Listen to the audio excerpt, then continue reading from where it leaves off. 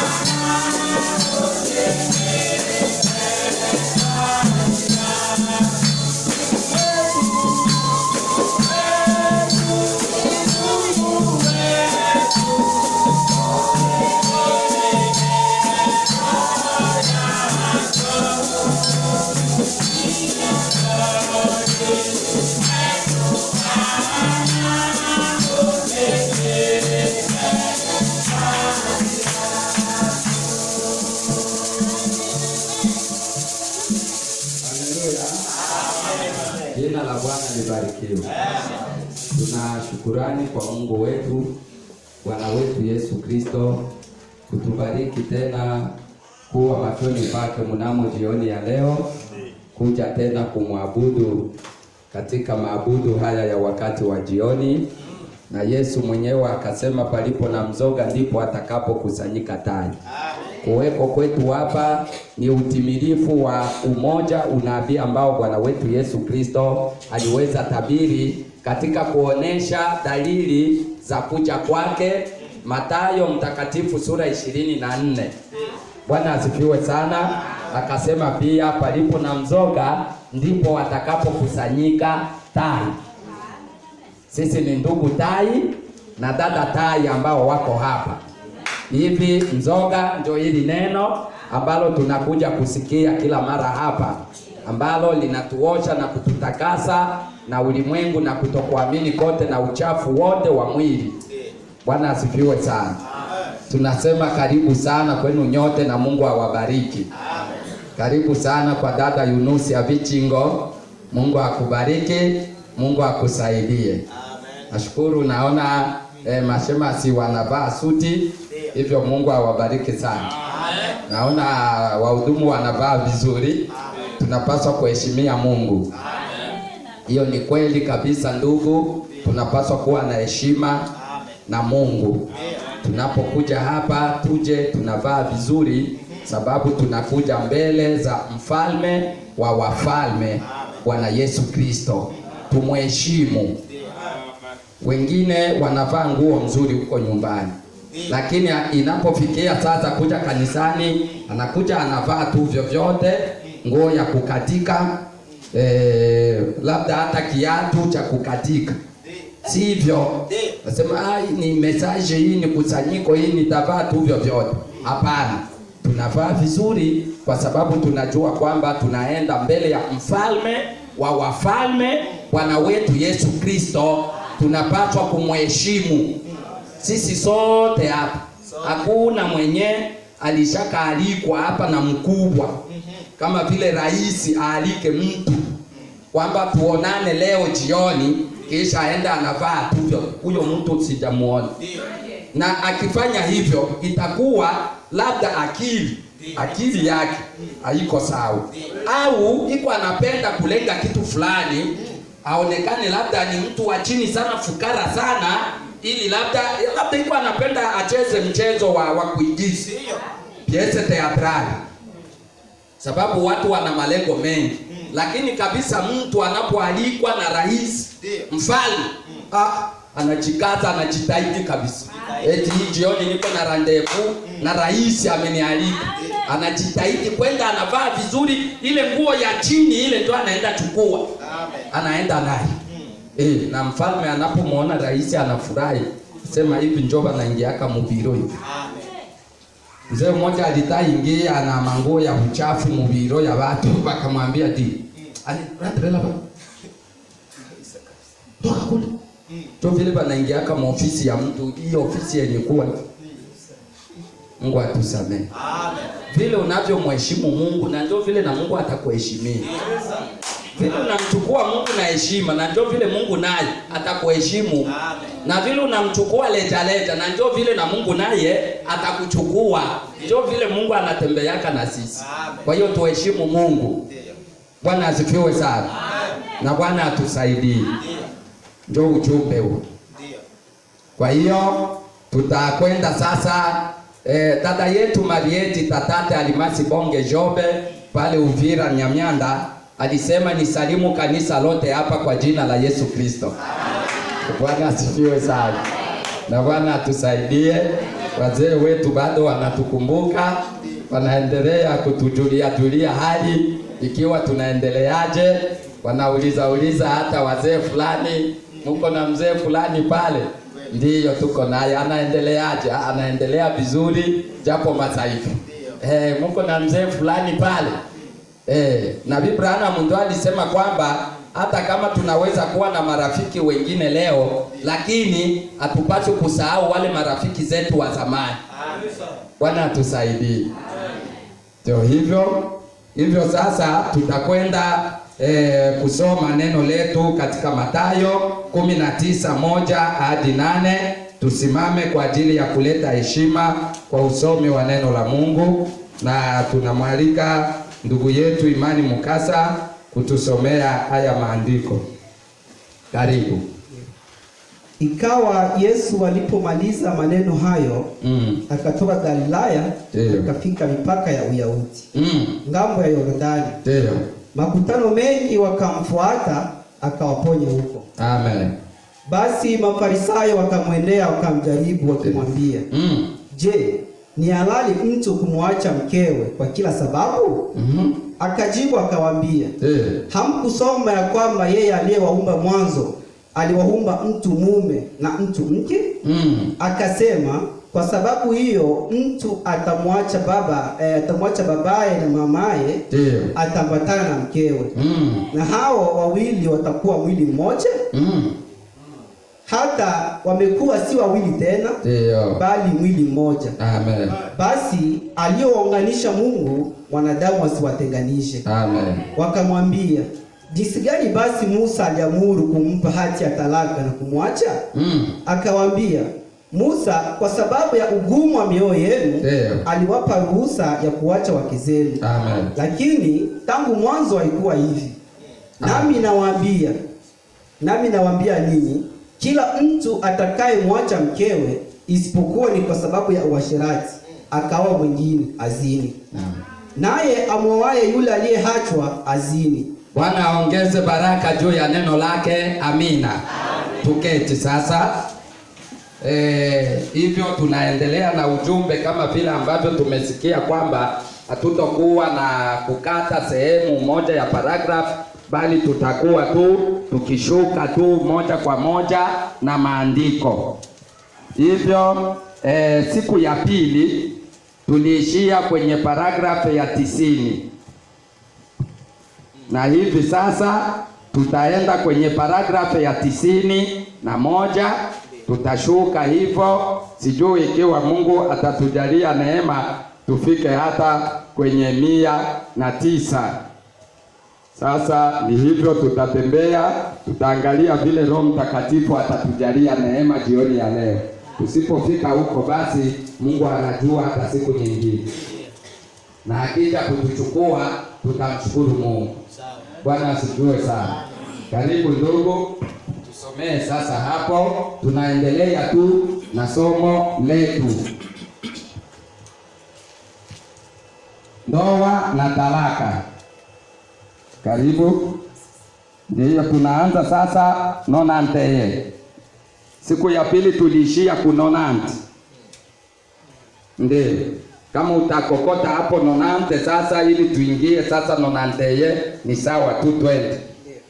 90. Sasa msikose hili. Ndiyo. Na hiyo ndiyo sababu ninataka kuzungumza polepole. Ndiyo. Ili kwamba watu nje kwenye simu, na ili kwamba kanda zinene dhahiri. Sawa. Bwana asifiwe sana. Anataka aongee na watu polepole ili kanda zinene dhahiri. Watu ambao wako huko ambao walikuwa wanafuata haya mafundisho wafuate vizuri. Na ili kanda, sababu haya mahubiri, haya mafundisho yalinaswa kwenye kanda, ili kanda zinene zaidi, yani zinene waziwazi, zinene vizuri, ndio sababu ataongea polepole. Na njoo hivyo ataongea, na wadada mjikaze tu, msiwe mnaenda mbali, kwa sababu ndio vile ambavyo Mungu alituambia kwenye hili fundisho kwa kuanza, kwamba wadada nyinyi msitoke, msianze inuka na kutoka, kwa sababu mna maneno magumu. Na vijana wanaume na vijana wanawake, msiwe na wazo mbaya, na nyinyi mtulie tu mfuate. Bwana asifiwe sana. Tuendelee. 91. Ndiyo. Kama Yesu alisema, rejeheni pale mwanzoni, palikuwa na jozi moja tu ya chochote duniani. Bwana asifiwe sana. Kama Yesu tulisikia mparagrafu ya 89 kwamba ili tupate jibu halisia, jibu la kweli kuhusu hili swali la ndoa na talaka, inabidi turudi kwenye mwanzo. Bwana asifiwe. Ndio sababu Yesu alirejesha watu kwenye mwanzo, kwamba watu waangalie mwanzo, haikukuwa hivyo. Bwana asifiwe. Sasa Mungu akatuambia hivi, kwa swali lolote katika Biblia, ili tupate jibu halisi, mpaka turudi kwenye mwanzo. Tunapata jibu halisi tunaporudi kwenye mwanzo, sababu mwanzo ni sura ya mbegu. Bwana asifiwe sana. Mwanzo ni sura ya mbegu, na swali lolote katika Biblia, ili tupate jibu halisia, jibu la kweli, mpaka turudi kwenye mwanzo. Ndio sababu hapa tunaona Yesu anarejesha watu kwenye mwanzo. Tuangalie huko mwanzo. Sasa mwanzo kulikuwa aje? Mwanzo kulikuwa couple, jozi, yaani mume mmoja, mke mmoja. Na ndio huko Yesu yuko anaturudisha kwenye sura ya mbegu, kwenye mwanzo, ili tupate jibu halisi ya hili fundisho, ya hili swali. Palikuwa na Adamu mmoja, Hawa mmoja. Palikuwa na Adamu mmoja, Hawa mmoja. Sifa kwa Yesu. Waliounganishwa na Mungu peke yake. Ils avaient été unis par Dieu seul. Waliounganishwa na Mungu peke yake. Mungu peke yake ndio aliunganisha Adamu na Hawa. Wewe uliunganishwa na nani, ndugu na dada, ndoa yako? Bwana asifiwe sana. Palikuwa Adamu mmoja, palikuwa na Hawa mmoja, waliounganishwa na Mungu peke yake. Mungu peke yake ndio aliunganisha Adamu na Hawa. Farasi jike mmoja, dume moja. Farasi jike mmoja, dume mmoja. Kasuku jike mmoja, wa kiume mmoja. Hapo mwanzoni. Kasuku jike mmoja, wa kiume mmoja. Hapo mwanzoni, kama yeye alivyotuambia turejee kule nyuma, palikuwepo na jozi moja tu ya chochote. Bwana asifiwe sana. Kama alituambia turejee kule nyuma, tuone huku mwanzo, palikuwepo na jozi couple moja katika kila aina. Katika kila aina palikuwepo na viwili, viumbe viwili, cha kiume kimoja na cha kike kimoja. Ndio maana Yesu yuko anaturejesha kule nyuma, turudi kule tuone jinsi kulivyokuwa kule kumwanzo. Palikuwepo na jozi moja tu ya chochote. Kweli? Amen. Kusanyiko nasema amina. Hiyo ni kweli? Kusanyiko linasema amina. Basi tunaona sasa kwamba kila kitu hapo mwanzo kilikuwa kikienda katika kanuni timilifu na upatano wa Mungu. Ndiyo. Hakuna kitu kilichokuwa nje ya mpangilio. Bwana asifiwe sana. Kila kitu kilikuwa kinatembea vizuri. Hakukuwa kitu ambacho kilikuwa nje ya mpangilio. Kila kitu mbinguni bado kiko katika utaratibu. Nyota zote, jamii ya nyota, mfumo wa jua, kila kitu kiko katika utaratibu mkamilifu. Moja yao ikisogea itakatiza mpango wote. Ndio. Sasa sikilizeni, mnaona? Katizo moja uharibu mpango wote. Sasa sikilizeni, katizo moja uharibu mpango wote.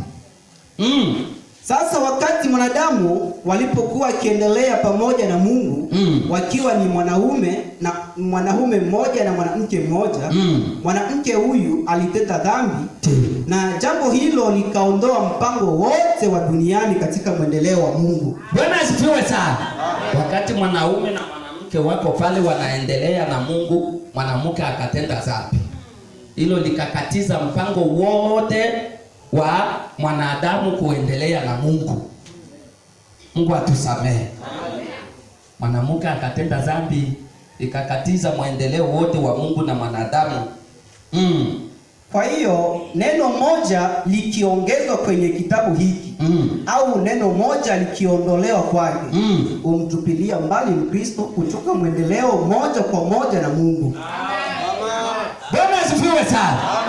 Neno moja tu likiondolewa kwenye hili neno moja tu, kuondolewa aidha kuongezwa kwenye hili neno la Mungu, linamtupilia mwanadamu mbali na Mungu. Ulitupilia mbali kanisa kutoka mwendeleo pamoja na Mungu. Inatupilia Mkristo mbali katika mwendeleo na Mungu, inatupilia kanisa mbali katika mwendeleo na Mungu. Utupilia jamaa mbali na mwendeleo pamoja na Mungu. Inatupilia jamaa mbali na mwendeleo pamoja na Mungu. Kila mwamini anaweza kutupiliwa mbali. Kila mwamini anaweza tupiliwa mbali kwa kutokubaliana kila neno la Mungu. Kwa kutokubaliana na kila neno la Mungu. Mwamini anaweza kutupiliwa mbali kwa kutokubaliana na kila neno. Rudilia kwanza hapa. Kila mwamini anaweza kutupiliwa mbali kwa kutokubaliana kila neno la Mungu. Ndiyo, les croyants risquent d'en sortir en n'acceptant pas chaque parole de Dieu. Amen. Kwa kutokubaliana na kila neno la Mungu, linaweza kutupa mwamini nje na Mungu. Amen. Bwana atusaidie. Amen. Na Bwana aturehemu. Hapa hivi sisi ni kuwa makini. Tusiongeze kwenye hili neno na tusipunguze. Bwana asifiwe. Tunapaswa kukubaliana na kila neno la Mungu, kila neno la Mungu ambalo Mungu analisema humu wazi wazi. Tunaliona hapa Mungu analisema wazi wazi. Tunakubaliana na. Amen. Bwana asifiwe. La sivyo inamtupa Mkristo mbali na Mungu, inamtupa kanisa mbali na Mungu, inatupa familia mbali na Mungu, inamtupa mwamini mbali na Mungu. Kutokukubaliana na neno moja tu la Mungu. Hivyo inatuomba, Mungu anatuomba kukubaliana na neno lake lote. Lote lenye linafunuliwa wazi hapa ni kuamini. Na kulipigia amina tu. 94. Ndiyo.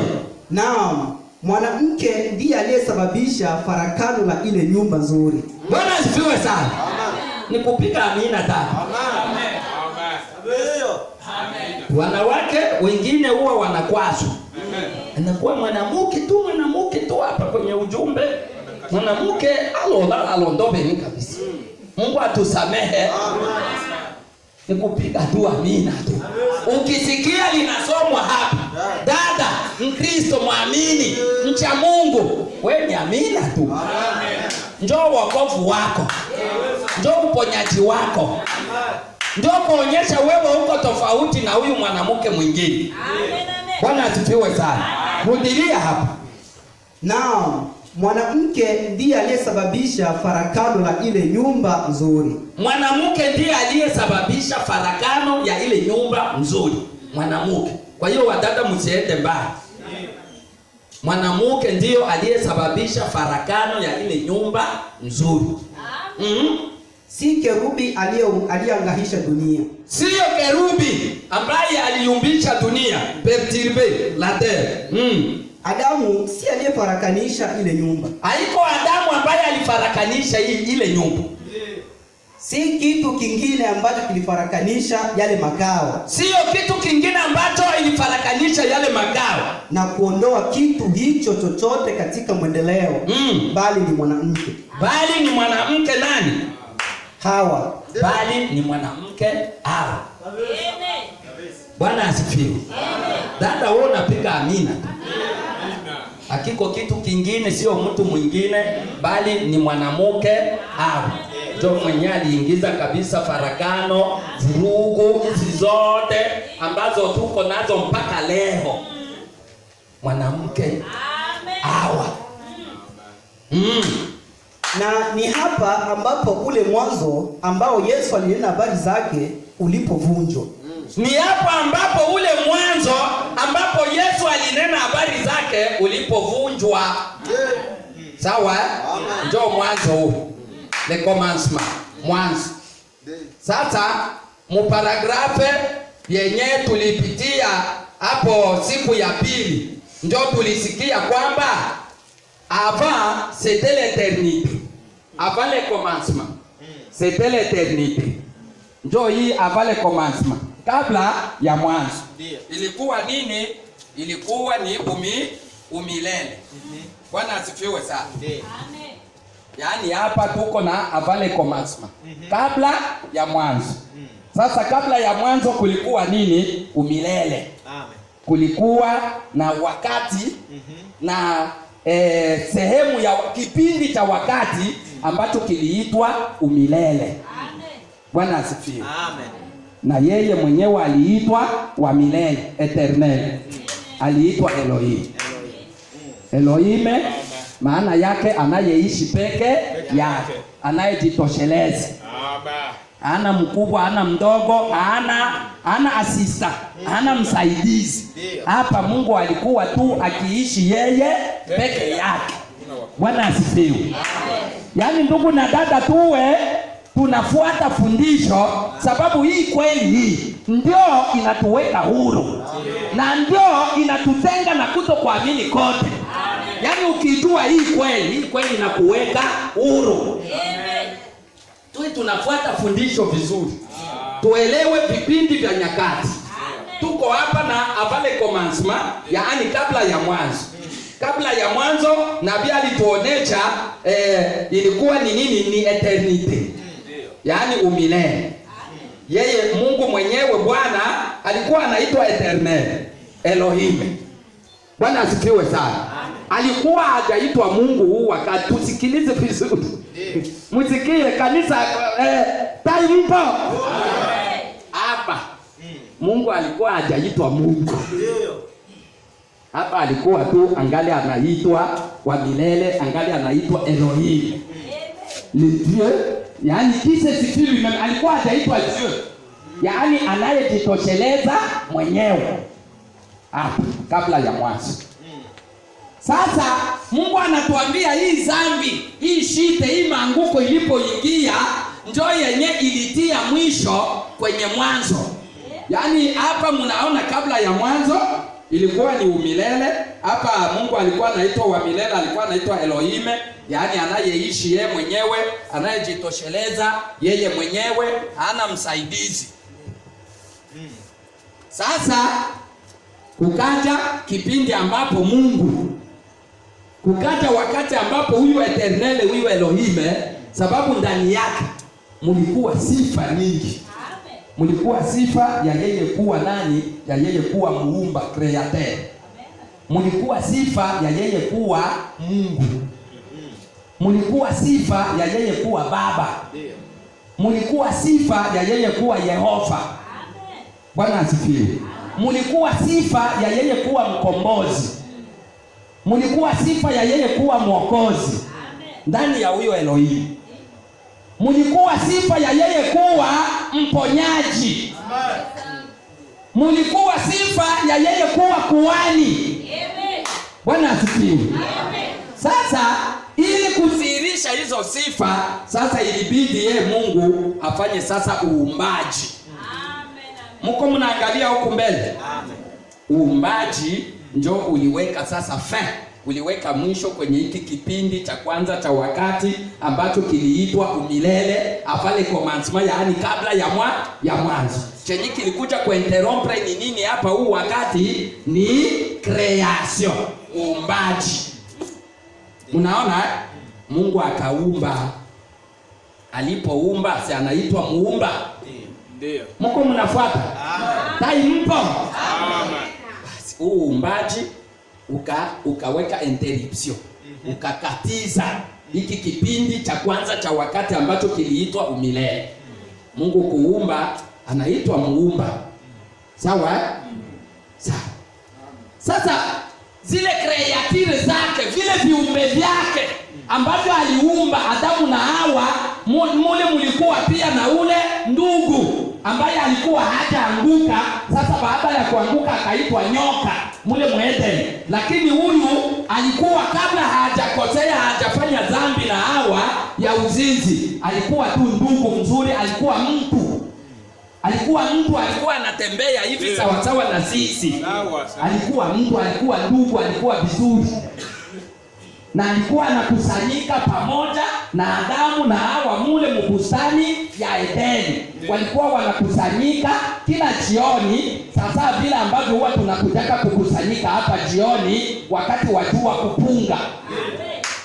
Yaani haya maabudu ya jioni ni ya tangu Edeni. Tangu Edeni, mbustani ya Edeni. Wacha Mungu, watu wa Mungu walikuwa wanakusanyika jioni wakati wa jua kupunga. Adamu na Hawa walikuwa mle na huyu ndugu mwingine ambaye baada ya laana sasa akageuka kuwa nyoka, kuwa kamba. Mungu atusamehe. Na Bwana atusaidie. Mko mnaelewa? Ndio. Sasa huyu muumba huyu ana viumbe vyake, creator, siko na makreatire. Ile makreatire zake, yaani vile viumbe vyake vilibidi sasa vianze kufanya nini? Kumwabudu. Njoo mule mbustani ya Edeni, Adamu, Hawa na huyu ndugu. Dada mfuata. Kama Hawa alidanganyika. Hakujua neno. Mungu kila mara alikuwa anashuka mule anawaambia hivi, msile hii tunda hii katikati ya mti. Hii ndio msile hii. Baacha ikambule mubiriwa aiwa monge. Iko anawaza nyumbani hivi watoto watakuwa. Tunakuja kukusanyika. Hivi watoto wako. Mungu atusamehe.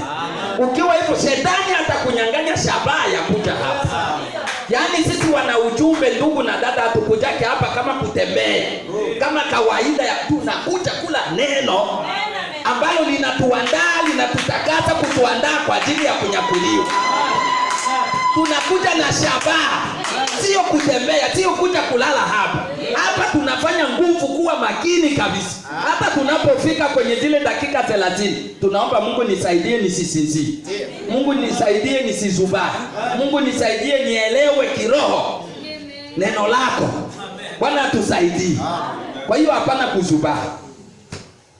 Sasa vile viumbe vya Mungu ambavyo aliumba yeye muumba, vilibidi vianze kumfanya nini? Kumwabudu.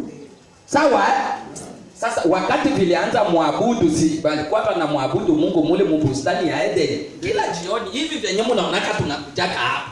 Masaa 9 hivi, saa 10, saa 10 wakati wa jua kupunga. Mungu yeye mwenyewe, Yehova Baba alikuwa anashuka mle anawahubiria neno. Neno ilikuwa tu msile tu. Basi. Ndio ilikuwa neno. Ndio ilikuwa neno la huu wakati wao. Mungu hakukuwa anahubiri vya mingi. Ilikuwa tu ni hilo, linabarikiwa, linaisha, banaisha assembly, inaisha, banarudia kunyumba. Tena hapo walikuwa wanakusanyika kila jioni, kila siku. Sie tuko tungali kwanza tunakuja siku ya pili, siku ya 4, siku ya posho, ni Jumapili. Au ilikuwa ni kila siku. Mitume nao ilikuwa kila siku. Amen. Bwana atusaidie. Sasa wakati vile viumbe alivyoviumba vinaanza muabudu, akaitwa sasa nani? Mungu. Mnaona? Créateur. Dieu créateur. Mungu muumba. Mungu ni nini? Kinachoabudiwa. Dieu signifie objet d'adoration. Kinachoabudiwa. Vile yeye muumba alianza abudiwa, sasa ndio alianza itwa Mungu. Huyo Elohime sasa ndio akaanza itwa Mungu. Lakini huku nyuma alikuwa hajawa Mungu. Alikuja kuwa Mungu hapa, aliumba vile viumbe vyake vinaanza muabudu kama hivi tunavyokuja kila jioni hapa kumwabudu. Sasa ndio akaitwa Mungu. Sababu kuna viumbe ambavyo vinamwabudu. Mnaelewa kanisa? Bwana tusaidie sana. Hapa hivi tuko kumwanzo sasa. Hiki kipindi cha wakati cha umilele kinaisha, hapa hivi tuko kumwanzo. Bwana asifiwe sana. Sasa na hapa wakati tuko hapa kumwanzo mule mumaabudu mbustani ya Edeni, Adamu na Hawa walikuwa sawa sawa. Njoo hii unaona tunaandika hapa égalité, parité entre l'homme et la femme. Hakukukua mwenye alikuwa na mamlaka juu ya mwingine. Adamu na Hawa walikuwa sawa sawa. Hakukuwa mmoja eti wewe ndio unatawala juu ya mwenzako. Hapana. Haikukuwa hivyo. Tuko tunaelewana? Mule mbustani ya Edeni kabla dhambi haijafanyika au hajakosea, walikuwa sawasawa mwanamume na mwanamke. Hapa ndio kulikuwa palitea. Tunaelewa kanisa? Amen. Sawa. Sasa Mungu anatoka sasa kutuambia kitu kingine pale, ya kwamba hii dhambi, hii maanguko ambayo iliingia mbustani ya Edeni ndio iliweka mwisho wa hiki kipindi cha kingine ambacho kiliitwa mwanzo. Ile dhambi tu ilipoingia pafu, ile shite ile ikatia interruption, ikavunja hiki kipindi kingine ambacho kinaitwa mwanzo. Tukaingia kwenye kipindi ambacho kinaitwa après le commencement, yaani baada ya mwanzo. Njoo hii dhambi, njoo iliingiza shite, maanguko. Bwana asifiwe. Amen.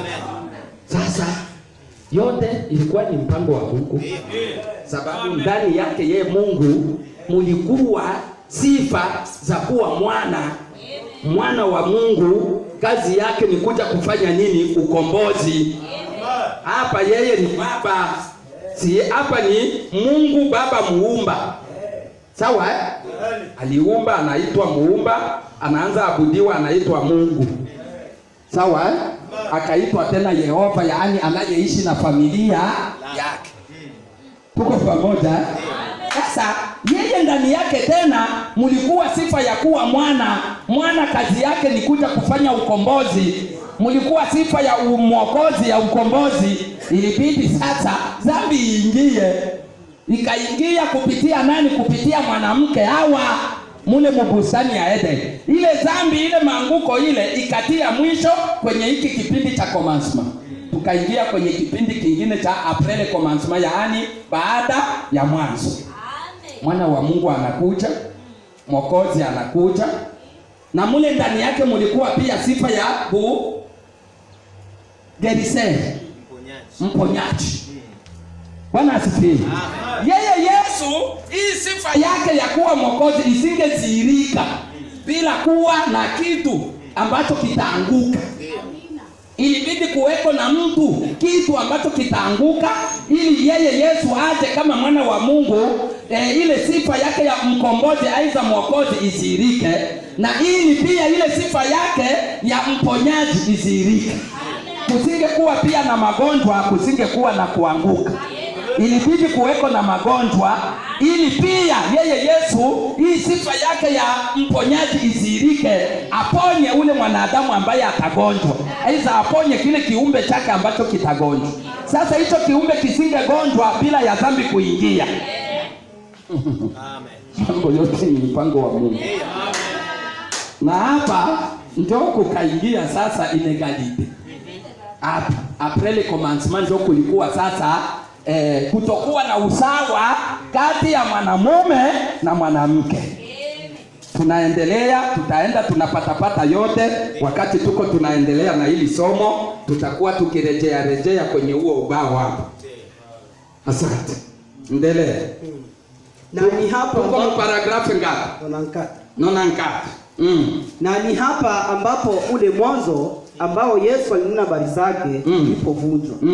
Yesu alisema hapo mwanzo Mungu aliumba cha kike cha kiume kimoja na cha kike kimoja cha kila aina. Bwana asifiwe sana. Kwa kila aina Yesu alisema hapo mwanzo Mungu aliumba cha kike kimoja, cha kiume kimoja. Mnaelewa kanisa? Na ndio kwenye tu alikuwa anajaribu kurudisha watu ili wapate jibu halisi, jibu la kweli na hili swali ambalo aliulizwa na Mafarisayo ya kwamba je, ni halali mtu kumwacha mkewe kwa kila sababu? Mungu atusamee. Amen. Leo si ni buruku. Mungu atusamee. Nasikia huyu mwanamke iko mchafu ndio maana hivi naachana naye. Nishaona mwingine dada pale msafi. Je, ni halali mtu kumwacha mkeo kwa kila sababu? Eske sababu ya uchafu iko kwenye maandiko kwamba utaacha mke wako? Pengine hapo hata anapika chakula vizuri, Aliniima chakula, unakuta watu walipigana mpaka kuumizana mpaka na damu. Mwanamke alipika chakula, sasa akamnyima. Hivyo mwanaume anapika maboksi, mwanamke anapatwa mpaka na damu. Mwanamke anasema mimi hivi tunachana. Mwanaume naye anasema wende. Mafu. Mungu atusamee. Tunashukuru kupokea ujumbe. Hizo zote sababu hazipo kwenye neno. Hizo zote sababu hazipo kwenye neno. Eti kwa sababu hamkuelewana juu ya jambo moja aidha lingine kwamba kuna kutalikiana hapo. Hizo sababu hazipo. Mungu atusaidie. Tunashukuru kupokea ujumbe na mjumbe. Tunashukuru kupata hii neema. Wadada wavumilivu, Mungu awabariki sana. Kuna wadada mashujaa wa imani ambao wanastahimili japo vita, na kuna wandugu nao mashujaa wa imani ambao wako wanastahimili kweli. Yaani yeye yuko anaomba hivi, mwanamke anakuja kumwikalia hivi. Uko naomba nini, anakuja kumwikalia hivi. Yeye kweli yuko kwa magoti. Mke wake anafikiria leo.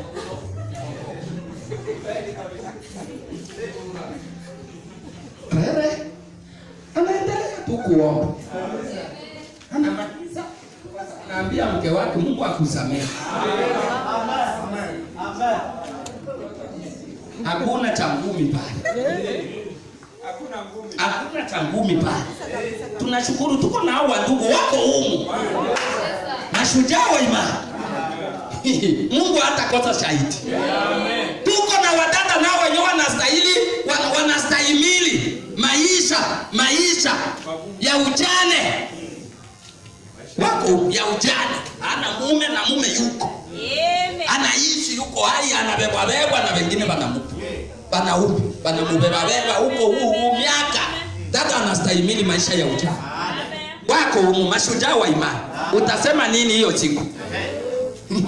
Wewe mwenye uko nasema sitaweza ujumbe juu ya kukosa mwanaume, utasema nini mbele ya huyo dada? Utasema nini? Na hata sikilika hata siku moja kwamba bali kuwa wanamkokota wanaume fachi fulani Mungu atusamee. Yeye yuko anaendelea kukomesha tu shetani. Kama vile tuliposikia Jumapili, ndugu dada, hakuna mwanamke mwenye kwake anatongoza. Wanawake wote wanapaka wanatongozwa. Sasa mwanamke mcha Mungu anakatalaka na kukomesha shetani. Koma kwa jina la Yesu. Aba wote badada bazee msimame kwanza. Mungu imani. Bazee msimame dada yule msimame. Msimame kule. Simameni kwanza. Museme kwanza amkwake mnatongozwa. Mseme hakuna wanaume wenye wanakuaka wanawatongoza. Bamingi. Mungu awabariki mketi sana. Munasikia bafie. Munasikia nyie bafie. Tu nyie munawaza nyie tu ndio mnakuaka mnatongoza, ndio maana mko mnalewa hivi. Hamuna msimamo. Mwe na msimamo wa kweli. Baba mama yetu hapa wanakuaka wanatongoza. Lakini wanasemaka koma shetani kwa jina ukome kabisa. Unikome kabisa. Wende kubale bako venye unazoea. Mie niko Mkristo. Ukome kabisa. Kwa jina la Yesu. Hapa hapana kuzoea hapa. Mapepo inamuruka.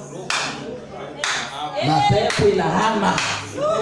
Na Abraham anasema wakati walimuuliza juu ya ile swali ya Isaya 4 yenyewe nasema kwamba wanawake kama wangapi? Kama 7. Wanawake 7 watamshika mtu mume mmoja ili tu waitwe kwa jina la yule mwanaume awaondolee aibu.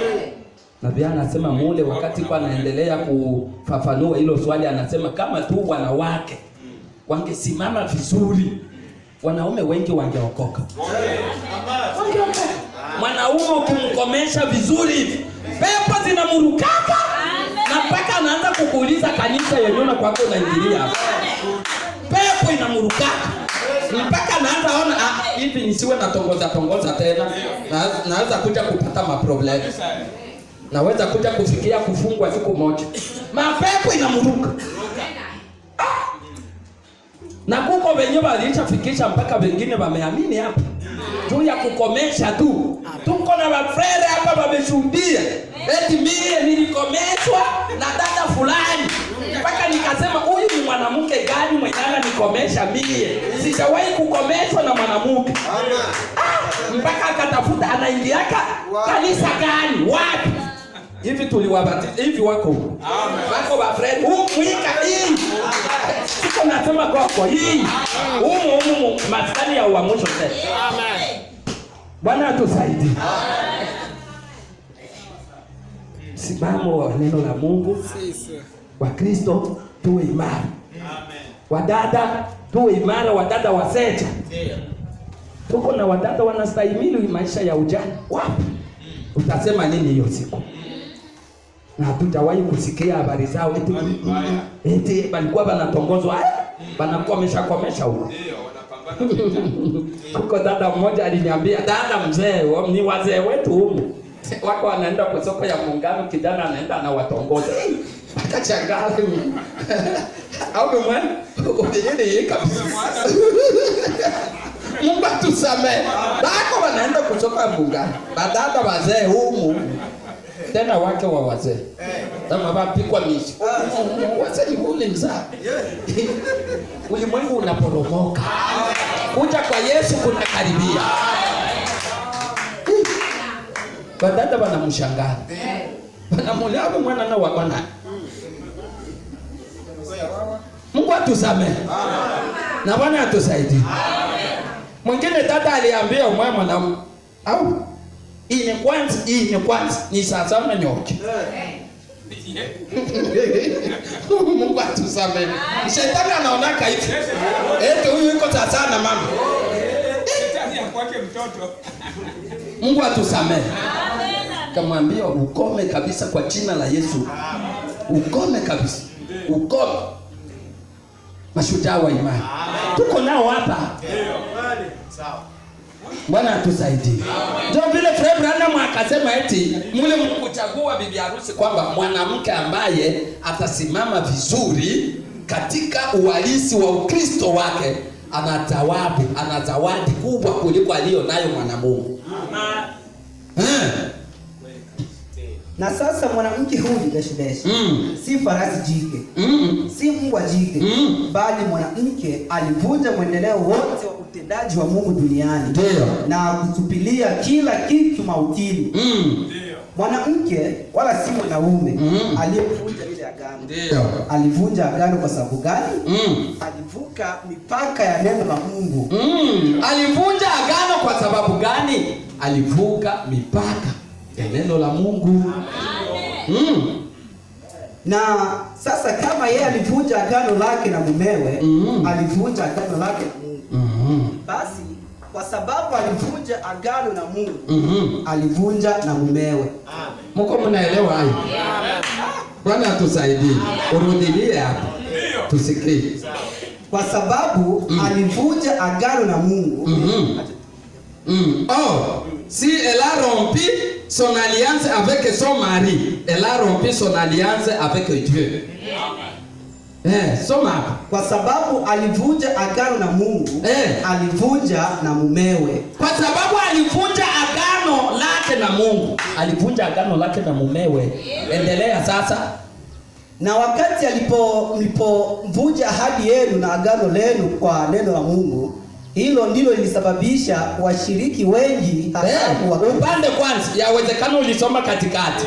Soma yote vizuri. Soma hiyo phrase yote vizuri ulikata. Soma hayo yote vizuri hiyo phrase hii. Ile phrase, hii phrase ya huko mwisho. Na wakati mlipovunja ahadi yenu na agano lenu kwa neno la Mungu, hapa si elle a rompu son alliance avec son mari, elle a rompu son alliance avec Dieu. Donc puisqu'elle a rompu son alliance avec Dieu, elle a rompu son alliance avec son mari. Kwa Kiswahili wamefupisha. Mbona ulisoma vizuri mbele? Sasa kama yeye alivunja. Sasa hapo sasa Sasa mwanamke huyu si farasi jike. Wapi? Hautapapata. Bado.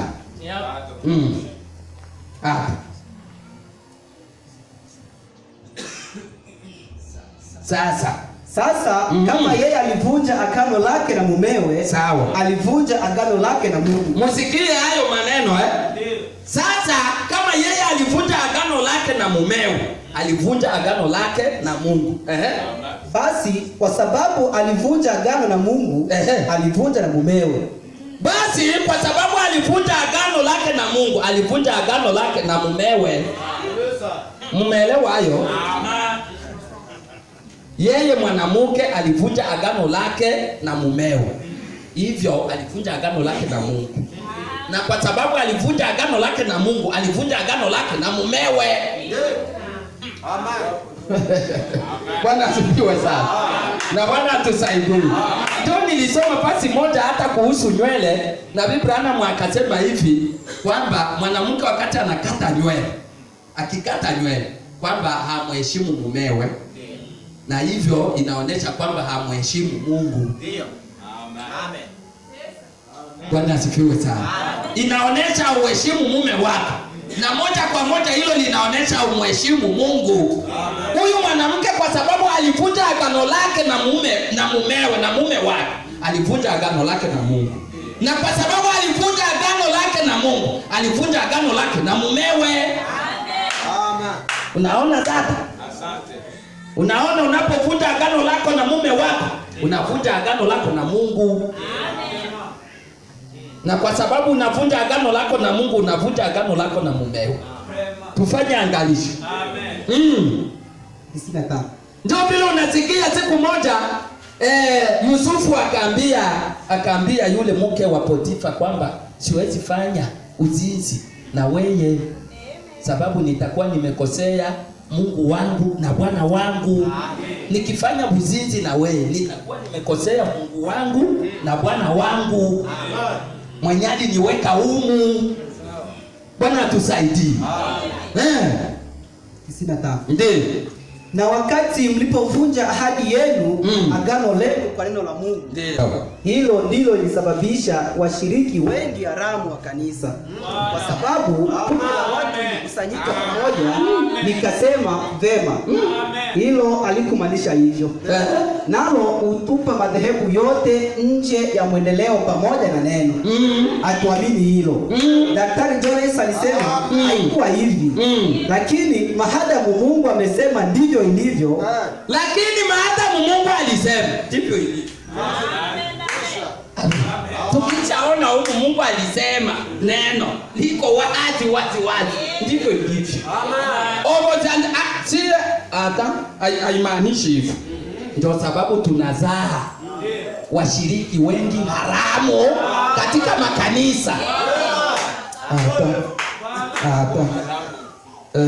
Bien, ce n'est pas cela que ça veut dire.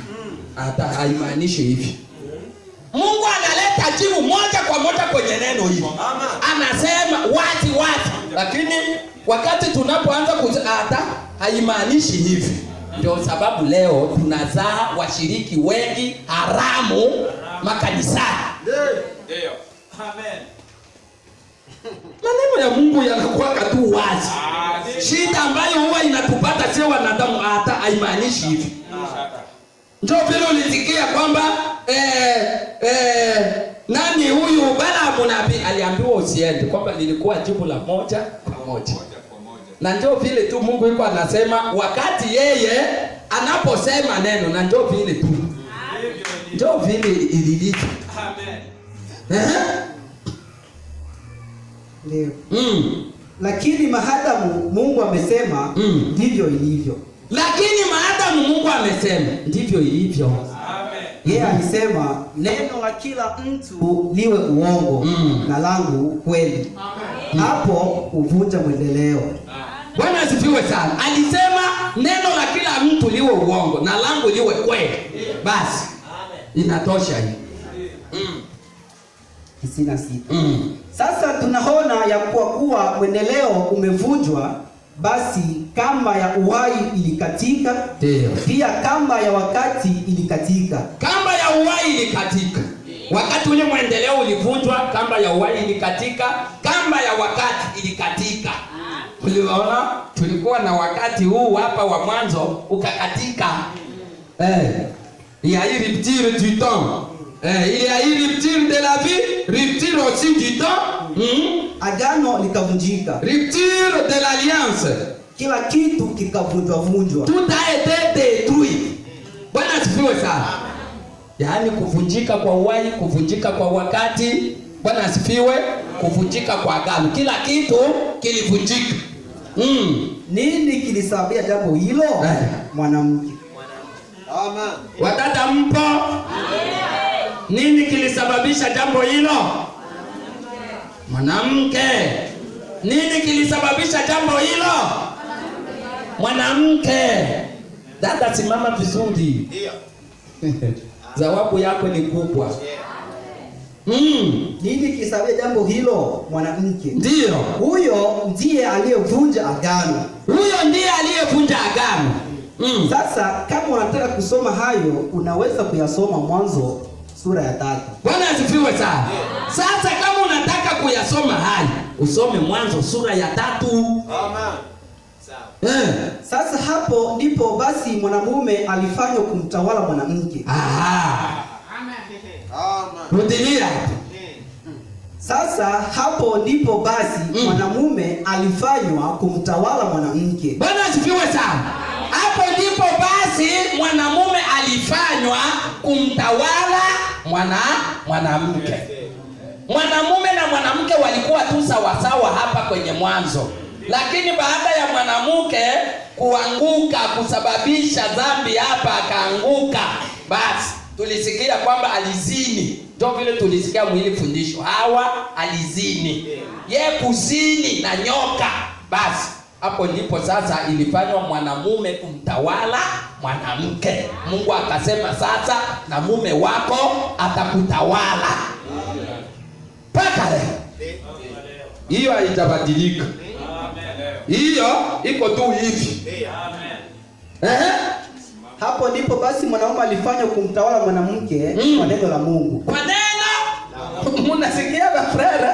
Tunatawala kwa neno la Mungu frere. Hapana kumakonsi. Frere. Ni mupagani. Mke wako na wewe ndugu. Amen. Nyinyi si wawili tena, bali mmoja. Unaweza kujipika konsi. Unaweza kujisukuma. Aidha unaweza kujitusi wewe mwenyewe. Tuwe wa Kristo ndugu na dada. Neno la Mungu linatuamuru kuwapenda wake zetu kama vile Kristo anavyolipenda kanisa. Hivyo ndivyo tunaamriwa na Mungu kupenda wake zetu. Na nyinyi wadada, Mungu anawaamuru kuwatii waume zenu kama vile kanisa linavyomtii Kristo, mume wa kanisa. Prere tuwe wa Kristo. Wandugu wengi wanakosa amani kwa ajili ya kutokupendana. Unakuta ndugu hampendi dada, hapendi mke wako. Sasa kama wewe haupendi mke wako, sasa utapenda nani? Utapenda nani sasa? Mke wako ndio wewe mwenyewe, ni mwili wako. Au mupendi mke wako, utapenda nani? Na hivyo uko unasema unapenda nani? Unapenda Mungu hivi? Mungu atusamehe sana. Ukristo unaanzia nyumbani mwa mtu. Nyumbani mwako wewe mwenyewe haupendi mke wako. Sasa unasemaje unampenda Mungu hizo unampenda ndugu hizo za dada? Huo upendo ambao sasa unaanza penda mwanamke mwingine dada, ni upendo unatoka wapi? Ni upendo gani? Mungu atusamehe. Tunatawala mwanamume sasa akafanya kumtawala mwanamke kwa neno. Sisi ni watawala kwa wake zetu kwa neno. Tunawatawala kwa neno la Mungu. Hamna mambo ya ngumi. Hamna mambo ya kutusiana. Hamna mambo ya kudharauliana. Mwenye ulioa ndio wako huyo. Kama ni mfupi, kama ni mwembamba, kama ni mweusi, kama ni ndio wako huyo. Wako wanalote. Wewe endelea kuomba Mungu umupende. Hamna jambo lingine. Tunatawala kwa neno la Mungu. Hakuwa tena sawa naye. Hakuwa tena sawa naye. Mwanamke hakuwa tena sawa na mwanaume. Mambo ya usawa ikaisha. Parite fini. Ninashukuru ule bwana mkubwa mmoja mwenye alikemea ili shirika. Bali bashirika bako wanakuja kuhubiri usawa kati ya mwanaume na mwanamke. Alibakemea, mkome kwa jina la Yesu, mtoke hapa. Mnakuja kutuharibishia wanawake. Mungu tu alisema sisi tutatawala juu ya wanawake. Mko na mapepo, mtoke na hayo mapepo yenu hapa. Aliwakemea kabisa na kuwakasirikia kabisa na kuwafukuza. Hivi amelala shujaa wa Mungu. Mungu amubariki sana. Hivyo Mungu alisema na mpaka leo inadumu ni hivyo. Mume wako anakutawala. Lakini ndugu, tunatawala kwa neno. Unasikia friend? Jikaze upende mke wako. Hapa hakuna mambo tena ya kutokupenda mke wako eti mawazo tena fasi nyingine. Hiyo haipo. Hivi umeamini Yesu Kristo ni maisha mapya. Maisha mapya. Mapya. Ni maisha mapya. Mambo tena ya kuoa hapa haipo. Mambo ya kuolewa hapa dada hayapo. Alikuwa sawa na mwanamume katika yale maumbile. Unajua, lakini wakati alipovunja neno la Mungu, Mungu alimfanya mwanamume amtawale. Walikuwa sawa, lakini alipovunja neno la Mungu, Mungu alimfanya mwanamume amtawale. Mwanzo 3:16. Mwanzo 3:16. Kama unataka kuandika hilo. Hakuwa tena sawa na mwanamume. Hakuwa tena sawa na mwanamume. Alikuwa mvunjaji wa neno la Mungu. Alikuwa mvunjaji wa neno la Mungu. Mwanzo 3:16. Sawa? Tunasoma hapa. Mambo matatu ambayo mwanamke aliambiwa pale. La kwanza aliambiwa kwa utungu utazaa. Mko mnaelewa hapa ndugu? Tupate ufunuo. Mwanzo 3. Ndio pale ambapo neno la wakati liko linatufunulia hivi kwamba ile tunda lina uhusiano gani na mimba. Mbona Mungu anaanza ongea habari za kuzala, habari za mimba? Sasa tunda embedodo aiza tofaa ina uhusiano gani na mimba? Uzinzi. Hawa alikuwa tayari amezini. Tunda lina uhusiano gani na mimba? Na ni tunda gani ambalo watu wanaweza kula ambapo sasa wajijue? Ni tunda la aina gani ambalo lilifanya Adamu na Hawa wajijue sasa wa uchi baada ya kula hiyo tunda? Ni tunda ya aina gani? Uishaiona wapi? Yenye sasa ilifanya Adamu na Hawa wajijue wa uchi. Ni tunda ya aina gani? Na ni nyoka ya aina gani hiyo ambayo ilikuwa inaongea? Alikuwa ni mtu. Amen. Waliongea. Uishaona nyoka inaongea? Na mwisho Mwanzo 3:20 kule nasema kwamba Hawa akaitwa mama wa wote. Lakini Adamu hajaitwa baba wa wote. Mtu wetu naelewa maandiko, ufunuo. Hawa akaitwa. Hiyo Mwanzo 3.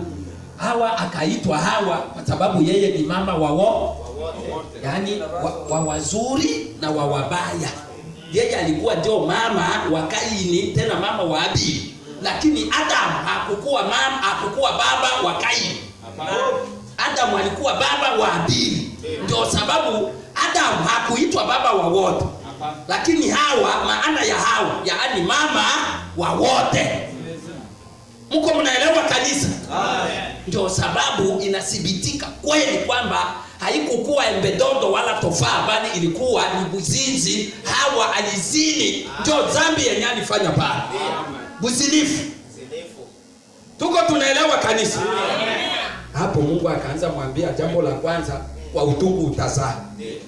Na ndio ile ambalo linapata wanawake mpaka leo hii. Yaani mwanamke kuzala ni utungu kabisa, shida. Unaweza kutaniwa pale mwanaume, unaweza kusema mfunge sitavumilia kuona tena hivi. Kwa utungu utazaa. Neno la pili likawa nini? Tamaa yako itakuwa kwa mume wako.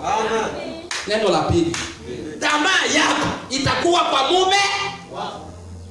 La pili. La tatu, mume wako atakuta. Bwana abariki neno hili kwa jina la Yesu Kristo, amina.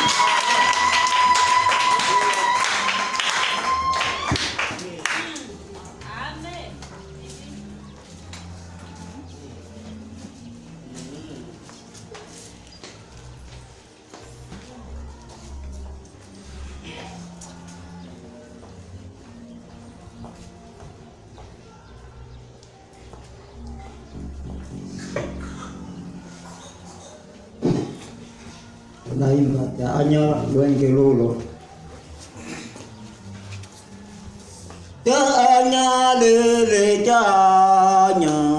Jaanya Lwenge Lulo Jaanya.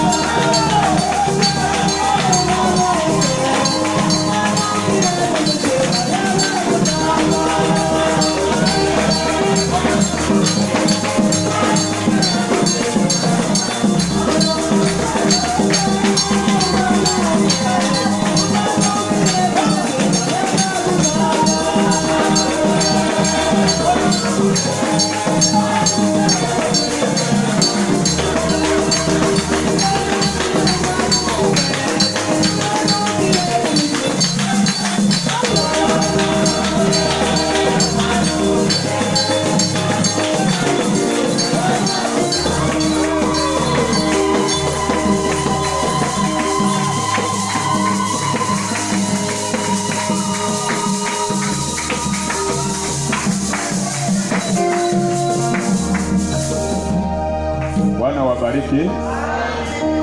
Hapa mbele ya mengine kuna mahitaji ambayo yameletwa mbele zetu.